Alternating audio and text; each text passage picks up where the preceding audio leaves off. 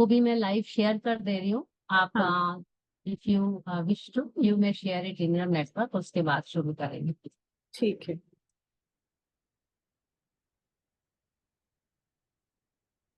Chat box में डाल दिया है मैंने, और आपके व्हाट्सएप ग्रुप में भी व्हाट्सएप में भी डाल रही हूँ।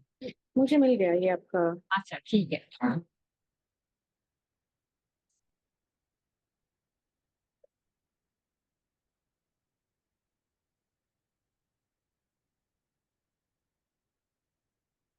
Shall we go? Yes, yes.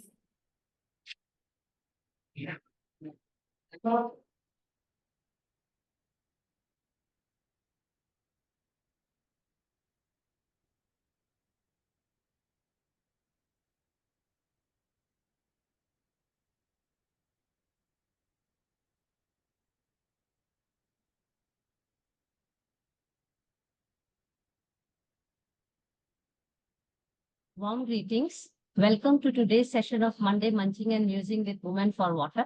This session is conducted with the support of Water Resources Council of the Women's Indian Chamber of Commerce and Industry, and in collaboration with W4W Foundation and media partner Counterview. My name is Mansi Bal Bhargav, and I'm currently holding the position of National President of the Wiki Water Resource Council, and I'm also the founder director of the W4W Foundation. In this session today, we are here to listen more about Kanganika Neog. I hope I have pronounced your name correctly, Kanganika, and I'm doing justice to it. And wonderful name, by the way. So before I invite you to speak on our this important session, let me just introduce you briefly for keeping it on record as of today, where you stand. Kanganika Neog is at present working in the Council on Energy, Environment and Water India, which is abbreviated as CEEW, very well known organization.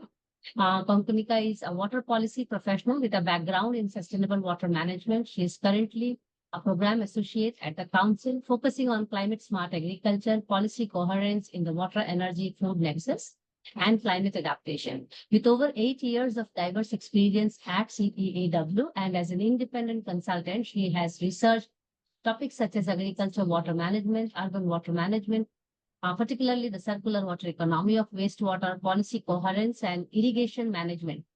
She holds a master's in environmental studies and resource management from Prairie School of Advanced Studies, and is committed to driving climate adaptation in agriculture and finding innovative solutions for water challenges. So thank you so much, Kanganika, to come over to our platform and talk about by the woman, for the woman, of the woman issues in around water. I hope and you will enjoy this conversation, because before I really ask you to speak about your experiences, let me also tell what this whole conversation means, because at Monday Munching with Women for Water, we really wish to understand water matters by the woman, for the woman, of the woman. And in here, we really like to do kind of a conversation like a master class to understand the worries of the woman, the wisdom they inherit and they nurture themselves. And also in the process, learn the biographical journey they have conducted. We call it Blue Lips. So thank you so much. So it's now time for really asking you some questions. I hope you are fine with it and we can go ahead. Yes, Kanganika. thank you. Thank you for inviting me. I'm really happy to be here, and I hope we have a great conversation ahead. Thank you. So let me ask you a very simple question to begin with, and also to have the warm up. How did you land up in the water sector, first of all? And in a way, what kind of background you came from, which really encouraged you, or let's say you were brought into water sector? Or what was that aha moment you knew that you are going to spend your life diving into the water sector? Over to you. Thanks, Mansi. Yeah, so it was quite accidental, I would say. Much of the credit for this goes to my education at Terry University, actually. Before I talk more about that, let me talk a little bit about the place where I come from. I'm from Guwahati. It's an urban area. During my childhood, we didn't really face a problem with regard to water. Like, there was no water scarcity as such. because we had a groundwater source which was, catering to our drinking water needs. But every year we did face a urban flood situation. So that, of course, made us conscious about water and water related issues, including something like solid waste management. I think the idea that, our drains need to be proper, and when they get clogged, there is a problem. Those sort of consciousness did come as a child as well. But I never thought, I will do something around water. And that's mainly because, as a child, you are often influenced by what others want you to do, right? So, um, that was how my trajectory was. I studied science till in class 12. And after that, I went to Delhi University for my bachelor studies. Um, that those 3 years were really important for me, as because it helped me understand who I am as a person much more, in a much more deeper manner than earlier. But I also realized that I was studying chemistry for my bachelor's, but I also realized I didn't want to continue studying chemistry. I was looking for something multidisciplinary, interdisciplinary. And I had heard about, we had been from the college, we had come to the Terry University campus through one of our courses. So we did a certificate course on green chemistry. So during one of the field work was to visit Terry and to see what they are doing, etc. So that's when my exposure to Terry University, now called SAS, actually came into being. And then I applied for the exams, and then I got through Terry, and I started studying. Um, I think that's where my interest grew further towards research and also towards the water sector. But that said, the first semester was really confusing. We were studying everything, right? Like we were studying ecology, chemistry. There was water, hardly any water related subjects, but in the first semester, but it was again very confusing. And but we had the guidance of our professors, of course, and also within the peer circle. I think we had a really good peer group at Terry, and there was a discussion around how to go about, how to navigate career, etc. In the second semester and the third semester, I started taking classes around hydrology, integrated water resource management. These were taught by Ranjana ma'am. You know her already, also a member of WRC. So that really helped me, become more focused in the water subject. I really enjoyed those subjects. I also ended up doing my academic projects in the water sector, in the water space, right? Like I worked with models, so helped me also build that foundation about um, water flows and water processes. So that was my beginning in the water space. And then I found exactly what I was looking for soon after I, graduated. I found a job at CEEW. Also at CEEW, what really helped me was CEEW was in its initial years when I joined 2015, just 3 to 5 years old. Their work on water was still evolving. It was actually only recently that now we have a more structured format for the water work. So that in a sense helped me explore.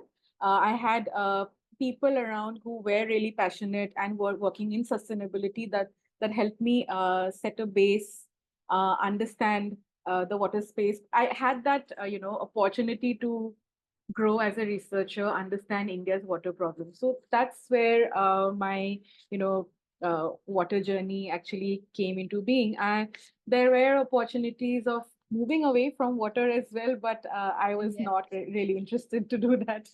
So here I am. I'm still working on water right now, trying to um, sort of focus on one particular aspect, because water itself, if you're a researcher, it's a huge area. I started working on circular economy of wastewater. Now I'm not doing anything work around that directly. I am now looking at agri, water management, water, food, energy nexus. So those sort of things. So I'm trying to focus more now. Wonderful. I'm going to pick a line from what you just said on there were moments that you could have or you may have exited the water sector and gone into other sectors, venturing there. I would like to understand from you what kind of opportunities and challenges that have come your way in these years of working in the sector. Maybe if you like, you may touch upon the aspect of being woman in the sector, or in general being a professional in the sector. Yeah. They're very important. I will try to touch upon both the aspects that you talked about as a professional and also as a woman. Like I mentioned, I was in a startup sort of setting. So of course, and a lot of times I didn't have a mentor around water, of course. But I also realized that you need to also keep looking for one. In like sometimes things just don't come your way. You have to keep looking. So that's also something which I learned the hard way. So I mean, it's sometimes at my organization initially it was difficult to basically, especially as a because CEEW started as more of an energy resources organization think tank. The water work evolved much later. It was difficult for me to find sounding boards for water. That said, I did have mentors who were always there to guide me. I don't think I took that opportunity enough, and that comes to my next point. That's probably because a lot of times I also felt that I'm not fit for the sector, fit for, wherever I am. This imposter syndrome, which we talk about, keeps coming, and it took some time. I don't think I don't think it's easy to get over it at any point, but being conscious of it and trying to take action, which might just like if you let your imposter syndrome take charge and versus the other, you should probably try to do the other. So what also helped me at that time was I just tried to ignore it at many points, and tried to just move on, learn as much as I could. When we're talking about challenges, right, as a woman, as a professional, as a woman, I think the unsure about whether I belong is a very common thing. Personally, of course there are systemic issues as well, but personally those things come into play. As a professional in this sector, I feel um, sometimes it gets very dejected. Like you end up getting very dejected about water space because a lot of the times in very like if you just look at something like pop, right, or if you look at any of those sustainability, climate change related events, you don't see water in there is a focus, of course. I'm not saying it's not there, but it's not as much, right? And again, I'm very interested in the topic of climate adaptation. Um, but I see mitigation always being in focus. Climate adaptation is a lot of water conversations come in it, which is why I am interested in that as well. But that focus on water, that interest in water from the governance, from international governance to national governance, right? That's sometimes it can get a bit like you feel a bit uncomfortable with it and sad that there is not enough attention in this sector.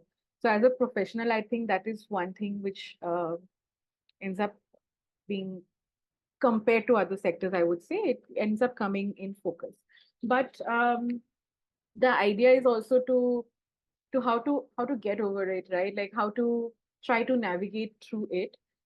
It is important to continue finding your peer groups, you know, including a group like where we are talking right now, right? Wiki Water Resource Council. It's important to find like-minded people and continue talking about water. I feel over the years, things have also changed. Things have become better, and and I think it's going to become even better for the water sector. And again, that's a bit of uh, it's also very funny because I feel it's going to become better because the water problems might become worse.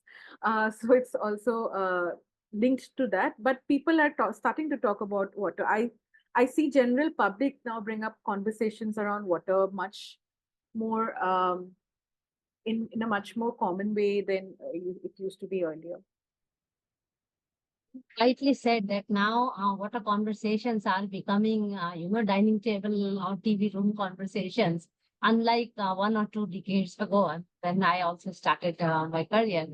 Let me just ask you about your current engagements, particularly in light of being women, how women are managing, but I would like to know how Kanganika is managing, to be honest, the professional life and the personal life, because there is some kind of a myth outside in the water sector amongst the society, especially both in pedagogy and profession, that water sector means it is only field based, and that's why women are, not so money in number and so on and so forth.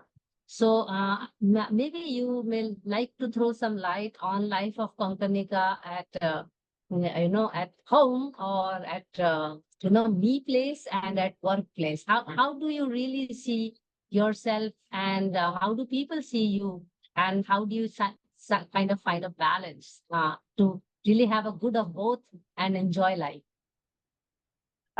Important conversation. Definitely, I'll try to share what it means to me, this managing personal or professional.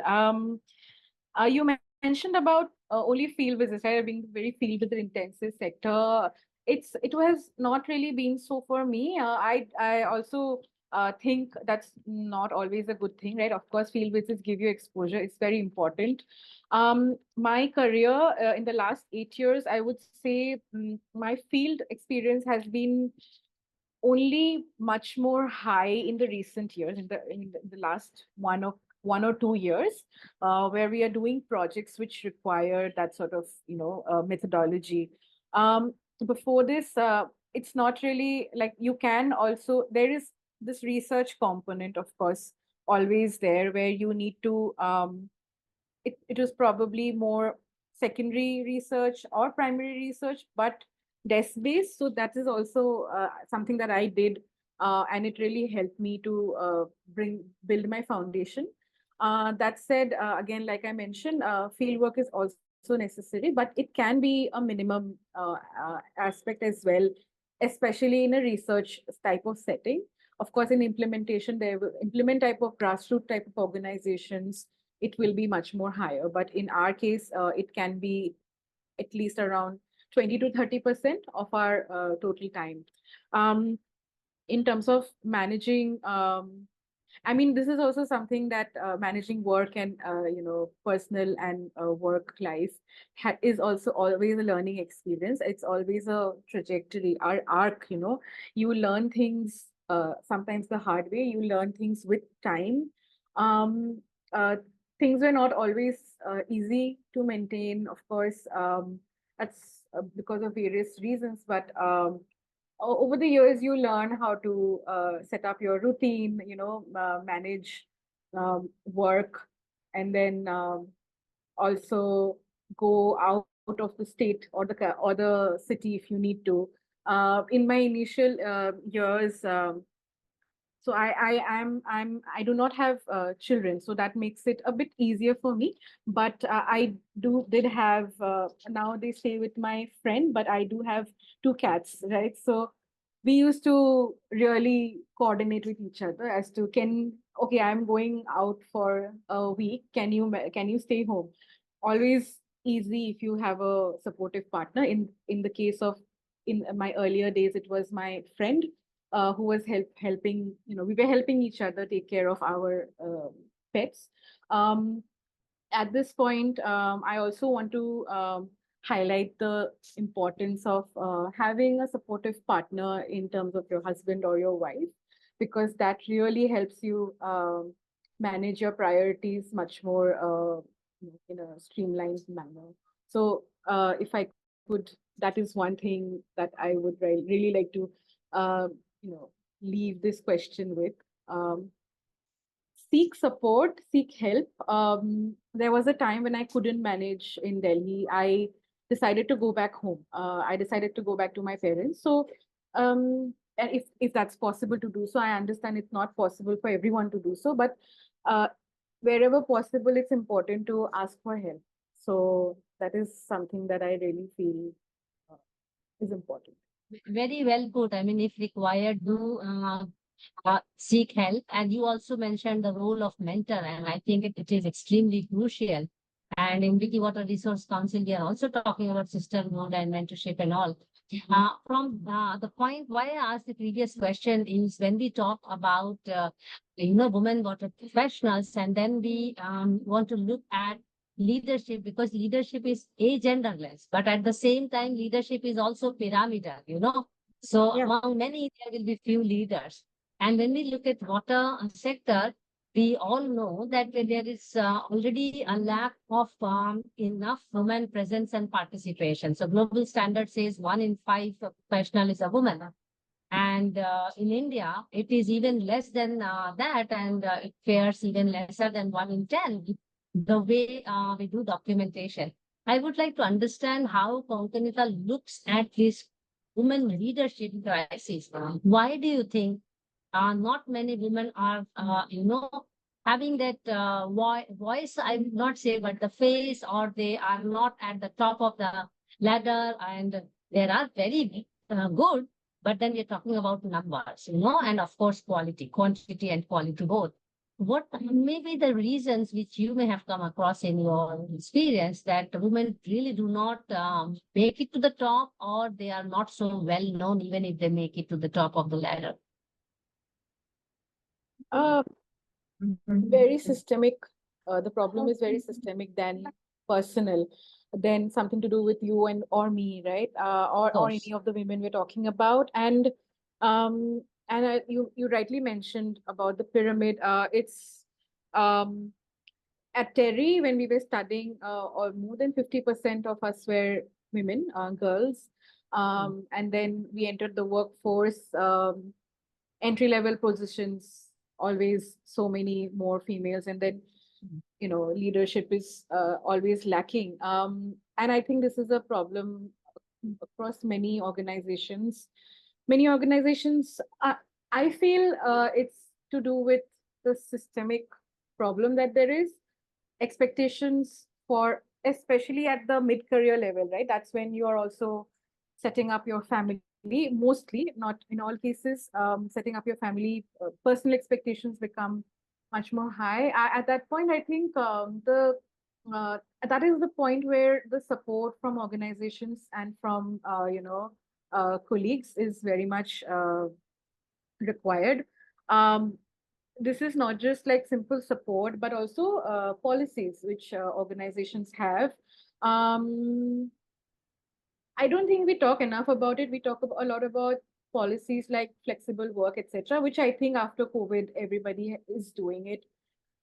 Maternity leave has been fought long time back. We have it. But what about paternity leave, right? That's always a question which I feel is that conversation is often missing. So, like I said, having support really helps a person to manage things. So, in that case, if one is expecting a woman to continue in that same note, same vigor, there needs to be support, and that support can only be enabled if offices allow for something, the probably someone would call it very I don't know, very too, I don't know, too progressive. I don't know. It's now not at all too progressive, but yeah, something as progressive as paternity leave. So that could address what usually institutions call the hollow middle. Yeah, right. The middle section is usually called the hollow middle. This came up in a McKinsey report long time back, and this word has been used over and over. So those sort of things need to be thought about. And this is not just one thing, right? There could be many things. And of course, organizations are doing what they need to do in terms of childcare as well, right? Things like creche, etc., in school, in offices. But there is need to think about something very unique, something that could help them champion the cause. I think there is a lot of scope for any organization to do that. At CEEW, this is one question that we were also talking about. And in 2017, we started this initiative called Women in Sustainability. I was chairing it for up till 2020. A couple of things that we tried to do and institutionalize. My colleagues are also continuing to work on it. Maybe we can speak about it in a different call or something with my colleagues who are chairing it now. But two things that we institutionalized at that time, along with our leadership, was gender KPIs, key performance indicators. Our office is our office continuously every year they monitor their progress in terms of gender progress or failure, whatever it is. This could be something like our indicators are some of the indicators that we use are total, of course, total females in different teams and in the entire organization. um, then a salary disbursement towards women and towards females at different teams and different levels. Um, publications, right? In terms of research and communication, how many women are being published, how many female authors we have. Then women in, and this is the second thing I want to talk about. This is also one of the indicators, number of women in panels, in our own institutional panels. And at CEEW, we make it a point to avoid manels, right? We avoid it, make it a point to have at least a couple of one or two women in our panels. Now, this is something which I think sort of highlights the problem with visibility of women. It's easy to find men. If you look online, you will find a lot of men working in a particular topic. It takes effort to sometimes find a woman, but it's a worth it effort. You uh, in um in events where our team, where we are trying to do it, organize, trying to find names. It does get difficult sometimes, but I think, I mean, I have no complaints to actually take more time out and trying to find women who are working in that particular niche area. In this regard, there were several attempts in the past to create these lists of women working in different topics around sustainability and beyond, I think. Um, and I think, I'm sure there is still some sort of effort still going on, but that's important. What if we are able to create that repository where we can, it's a quick reference for anybody looking for a person to come and speak with in a panel, etc. So these sort of things will help women's visibility, there is a lot of knowledge around, right? But you need to really make an effort to do these things, and it's a effort that's worth it. So I was in manels, avoid manels. Try to measure, as an institution, you can try to measure your impact or gender performance. These gender performance indicators, of course, you need to see what will work better, what sort of indicators you want to manage, or, it can be more detailed than what I mentioned. Sorry, is what I'm saying, but it's important to measure that progress. And yeah, so these were the things I mentioned. And of course, always organizations need to see how they can champion in terms of progressive policies that would support women. So that's also needed. So very well put. And if you allow, I would like to add one more point when you were talking about the way it can be done, or it is done at many organizations, including CEEW.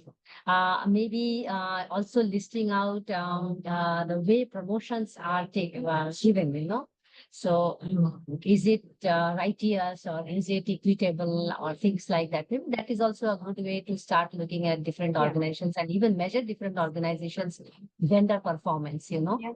And I wish to also inform you, as well as through this platform, inform everyone who is listening to us and will listen in future, that also at Wiki Water Resource Council, we are developing a dynamic repository where at one click you can look at the biography of the woman, of course, on a given date, And if the women water leaders give us update information, we can always go and update it. And I'm so much sitting and waiting at the doorstep of the ministry, both water resources and women and child development. If they can adopt our rule, we can really go in a larger scale and make this information public. Like today, I was attending a workshop and our participation was less than 15%. And I was invited to actually talk about women participation in water management. So then I had to come out with all the statistics of the day of India and of the world to not to intimidate anybody or demonize the male peer group, but how to make both male and female realize that it is important to talk about women in the water sector. Even if to solve water problems, because science and technology may not be enough to solve water problems. So if we talk about getting more women on board to have larger visibility, both in terms of quantity and quality, what do you think are some skill sets which society at large is really looking for looking at to consider somebody as woman leader, or because leadership is actually genderless, but somewhere we see, because it is pyramidal, somewhere there is this unsaid or implicit additional expectation for women to really pass that exam to rise on the top. So I would like to understand from you, what kind of skill sets do you think women may really take extra effort or do extra effort to nurture them, their career, nurture them, their skills, and really be more competitive or competent for that matter to become more efficient women leaders. Let me put it that way. I mean, I will again say that leadership is gender neutral, but then because we are focusing on raising more women leaders, let us talk about the skill sets required for a leader, good leader. Um, very important aspect of leadership, and it's very true, it's gender neutral, but we end up having this blueprint of a male leadership, right? Which is where I think a person that I'm in my like early mid career sort of stage, right? Like I really don't want to imitate, mimic, or copy someone's leadership style, because that's not going to be me, right? So at this point, what is helpful is explore, especially when you're moving from that mid to senior or early to mid, that where right now I have when we are managing people, is to try to find what works for you and your colleagues, right? And to have that balance. Again, it doesn't have to be based on a blueprint, right? Of anything, of any leadership. So it's important to, when we talk about leadership, um, whatever works for you best is what you should do, and not really copy someone's style. So I think that's again something that one should explore themselves. That said, there needs to be some things which are intrinsic to being a leader. One is, I think, communication, communicating, intrapersonal communication, public speaking, all of these things come into play. Um, I was in my case, in terms of public speaking, especially, I was fortunate to get several opportunities in the past at CEEW, where there is this event happening. Can you speak about this particular report? Is something was it asked? There were several times when I thought, ki maybe I shouldn't go, maybe someone else should go. But if it was something that I worked on,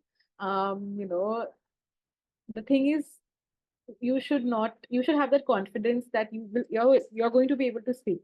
So it took a couple of times, but then it just worked for me, right? So I ended up practicing a lot of public speaking. So my point here is to grow into leaders with communication skills, including public speaking. Sometimes it's important to uh, just ignore any impulse of not wanting to do it because maybe you think, and the imposter syndrome is rising at that point, or you think you're not right, but just accept certain opportunities, take all opportunities that come your way, and also go looking for more.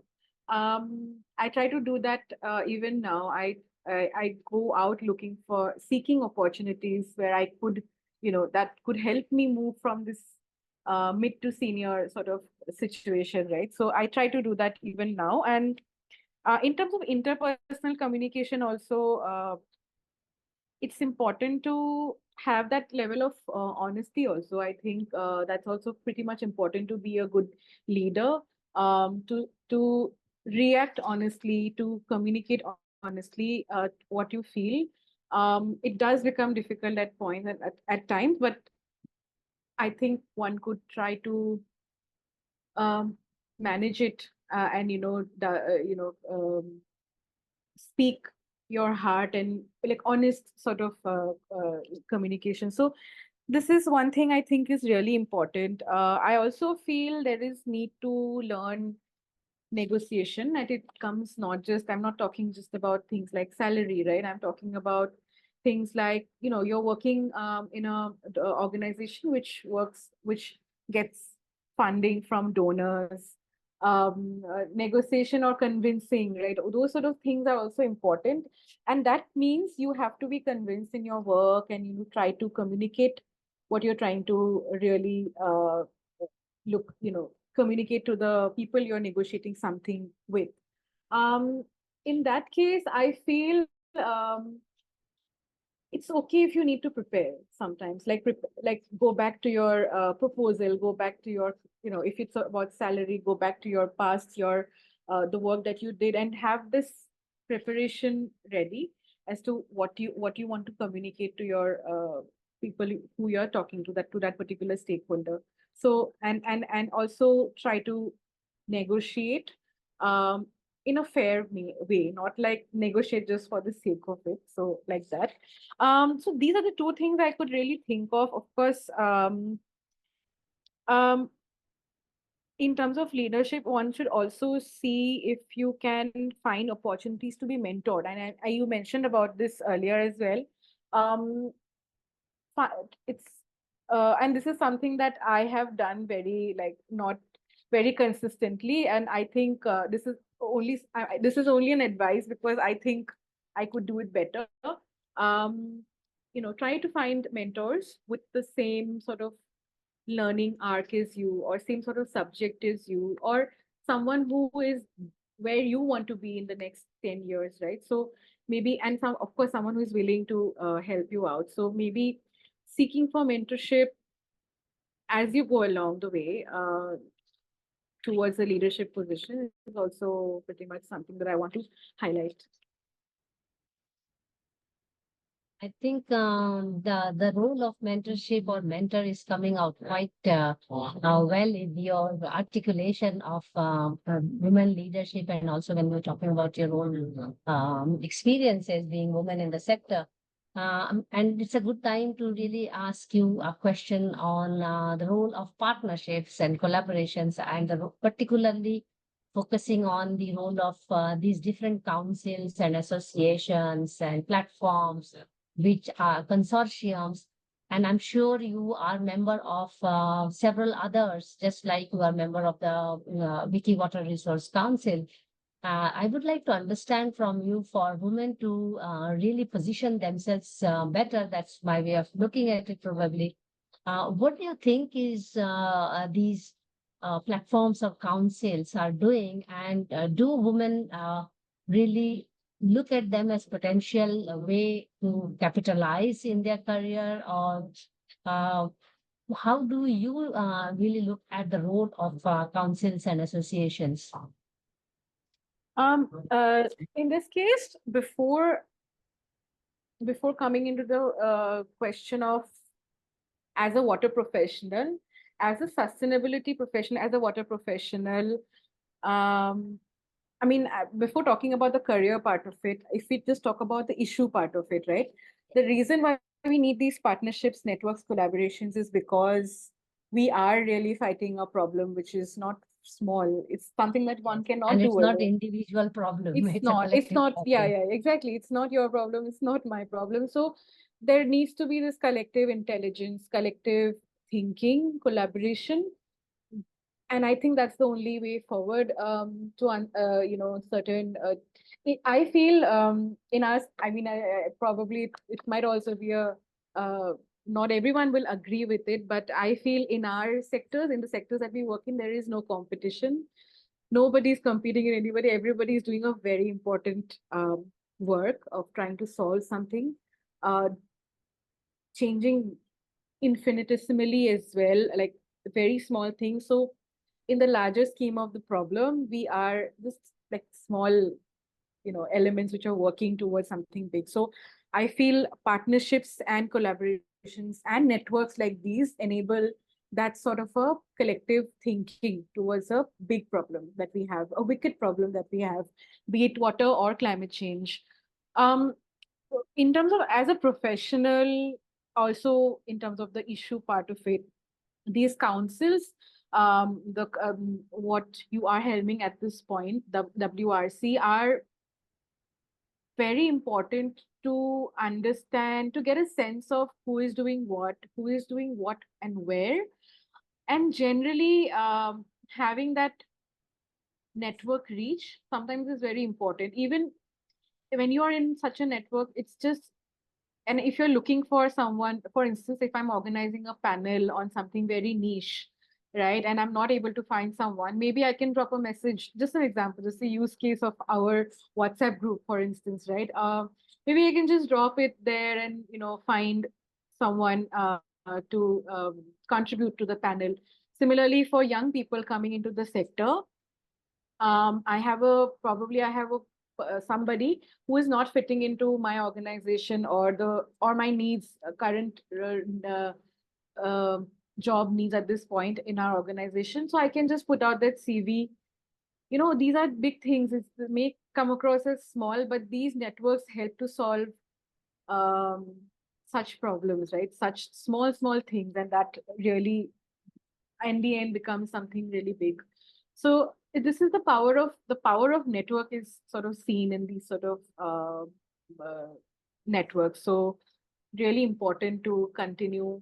And the things that you're doing also, right? Like in terms of these conversations, I have seen a few videos that you have uploaded earlier.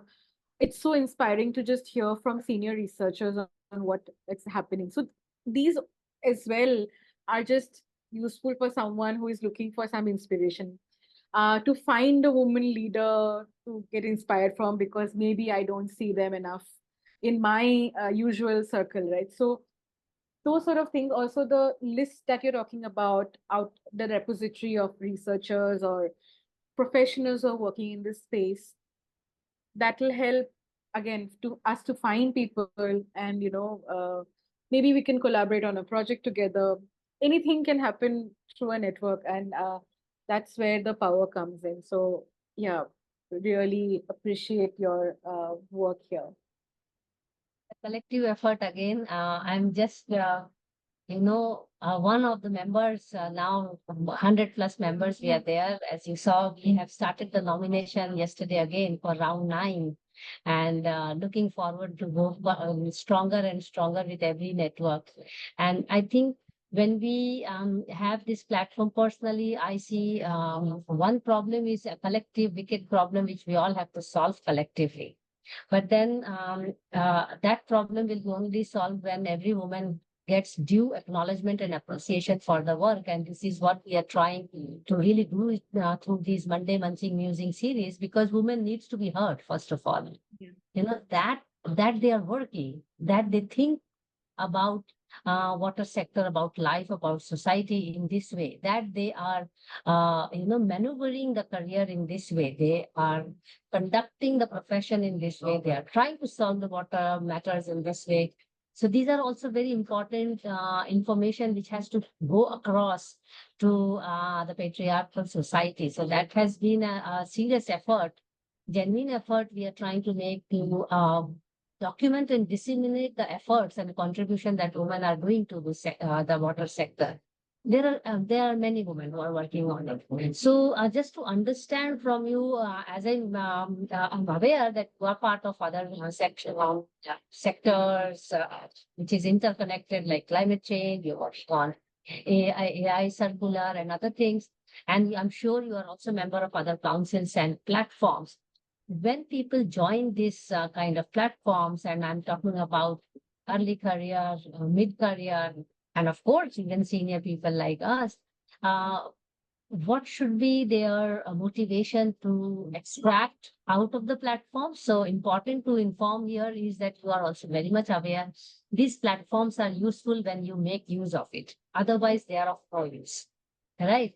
So either through collaborations or any other things like, young people job seeking and connecting to the right people and all. Yeah. So what kind of expectations should people seek from the platform, and what kind of things you can offer to the platform?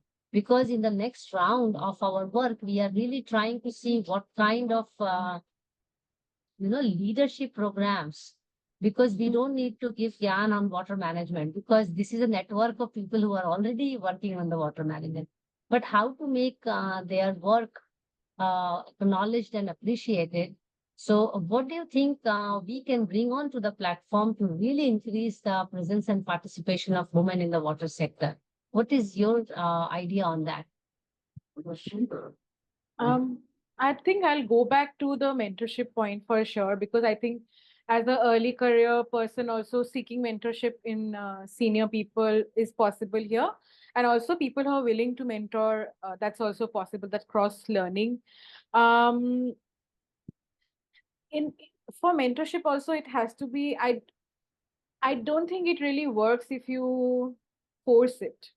Mhm. Mentorship is something that needs to evolve sort of naturally also, and also it should be in the interest of both the parties, right? So in that case, what about things like networking events? I think you do that. I'm not very old at WRC, so I'm not aware, but maybe city, I think there's some situation like that, right? Like what about different groups of people, like water professionals meeting in one particular city, and that's the thing that they look out for, right? Especially as junior researchers or junior professionals, you seek what you can learn from your seniors. Um, Also, just having honest conversation around the work, etc. And who knows, some sort of connection might be forged organically, and that would can be taken forward. Why I'm saying that it might not work to do it like sort of for you as a president to organize people into pairs. I didn't see it work earlier. Okay, so No, it's no, sort I of, don't see it either. yeah, It is not it's going not to be happening. It's not impositional. going to happen. Yeah, No way. the No, only way is to has to be. enable. It has to Yeah, flow. it has to flow. The only way is to enable people to meet and see what goes from there. Um, of course, another thing is there needs to be conversations around. I don't think I understood what mentorship can potentially help anybody with in my early years. Even though I may have had maybe a couple of people who had helped me, right? But it was not a continuous process, a consistent process when I started my career. So, also highlighting mentorship experiences of people would help anybody to understand why it's important, why it would be important for me to seek mentorship, and also, for instance, for you to guide someone as a mentor, right? So that I think can be highlighted in, it could be one of the course leadership program that you're talking about.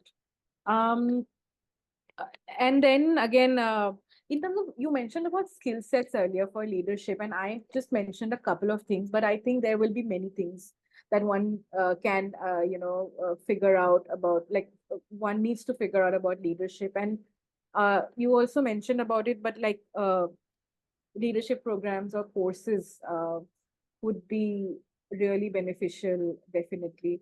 And some of the things that you're already doing, like these conversations, like WRC is already doing like these conversations, or the repository, and also speaking to the government to see if you can, bring them in as well. That's really some great initiative already.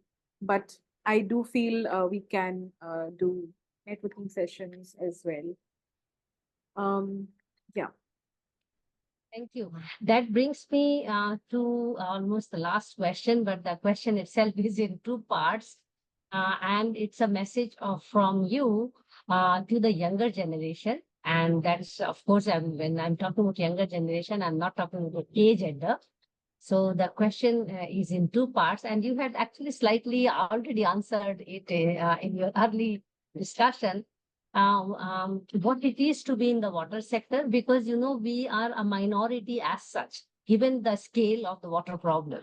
You know, so importantly, how to get more people engaged in the water sector, how to keep the water sector wet in terms of a good profession.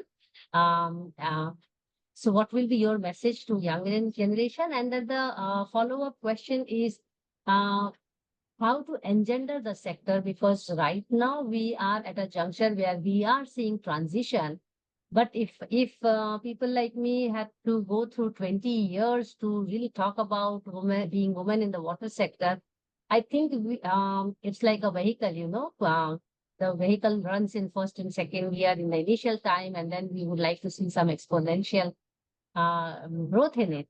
So what will be your message to younger generation to engender, so that this engendering is faster, and in future, in my lifetime, your lifetime, we really don't have to talk about women and water together. Instead, we just talk about water, and all of us are working towards what? So though no gender discussion, to have a gender equal or gender parity in the water sector profession. What should the young generation keep in mind?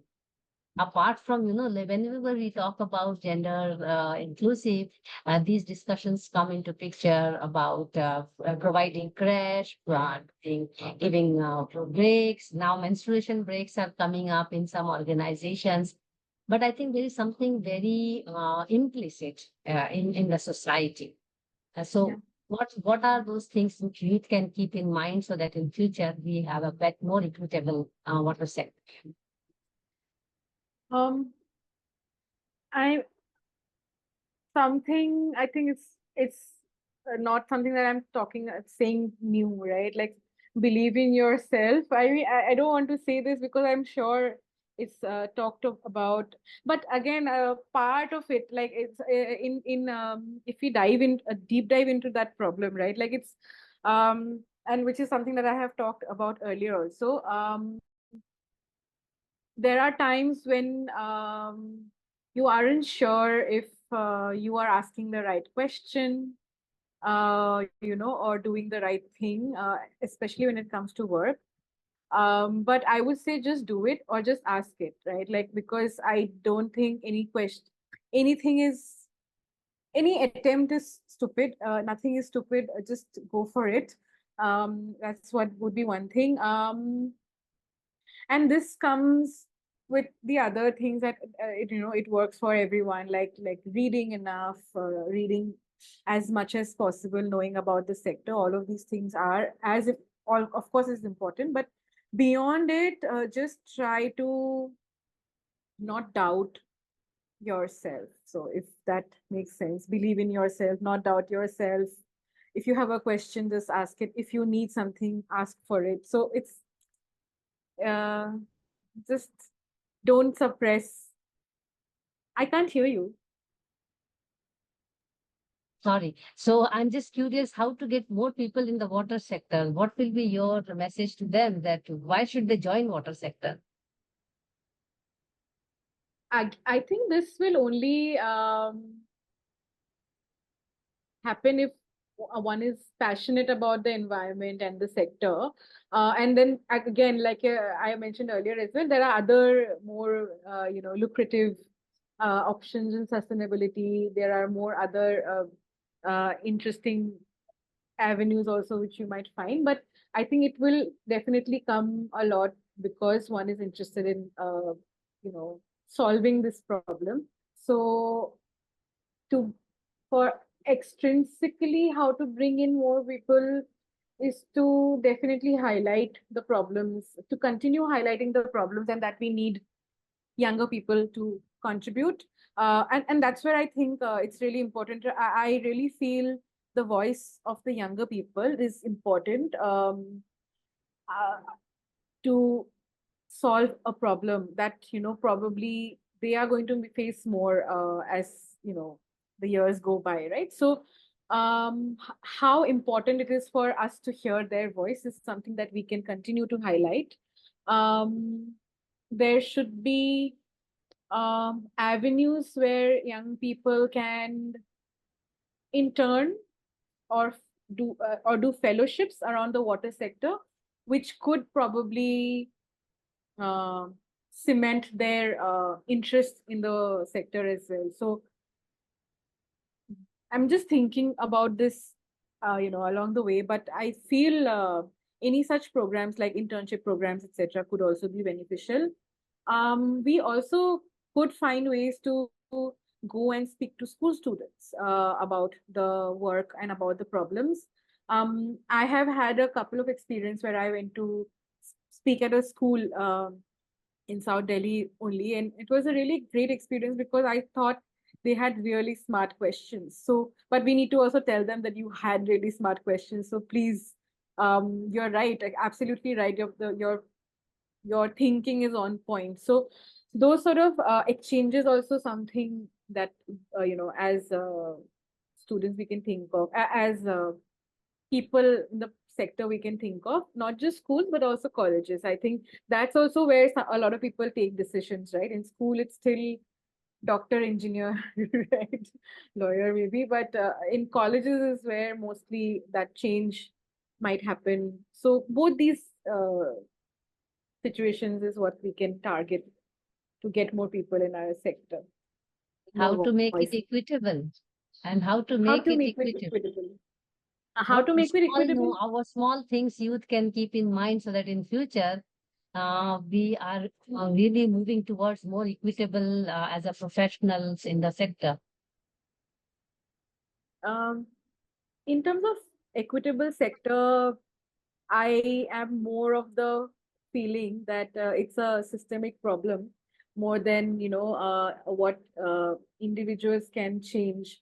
Um, there can be somebody who is really as an individual, what the most you can do is, again, like I said earlier, is believe in what your capacities are, and stride forward with it. But to be able to change things is only possible if the environment is supporting you. So I think in terms of equitable future for the water sector, I think it's really on leaders, on management, leadership, and organizations to take more action in that regard. So yeah, but as individuals is to only understand that there is just believe in what you're doing and in your capacities and go forward. Thank you. Thank you. That's it from my side as questions. I am happy to take any question if you have for me. Now is the time. Otherwise, I will do the vote of thanks. I think we can continue discussing on. I mean, I'm really interested to see how WRC can, change, take these some of these ideas forward. So maybe we can continue this conversation after this. But thank you for just giving me this opportunity to come and talk and for this very candid conversation. Thank you, Kanganika, for this enlightening interaction. And I'm learning so much with every session coming up every Monday at 5 p.m. And I really felt the conversation flowing just like the water flows. And I hope you felt the same and also enjoyed this conversation. May you remain inspiration to others and you bring more and more people into the water sector, to be honest. I'm grateful to have learned about your water endeavors. May you also continue your water activities and do keep us posted about it. We shall also continue our Monday Munching and Musing with Women for Water every Monday at 5 p.m. and look forward to learning more and more from these wonderful women from the water sector from across the country. And now in the forthcoming Mondays, next 2 Mondays, actually we are getting young women water professionals from across Asia to see what are the possibilities of co-learning and what's happening in other countries. So do follow us in our social media platforms for regular updates. And for now, thank you so much. And please take care of yourself. And, we keep talking about it every now and then because conversations remains the key to conservation. So thank you so much, Kanganika. Thank you. Thank you so much, Mansi, Thanks and a lot. everyone who has joined. Bye bye.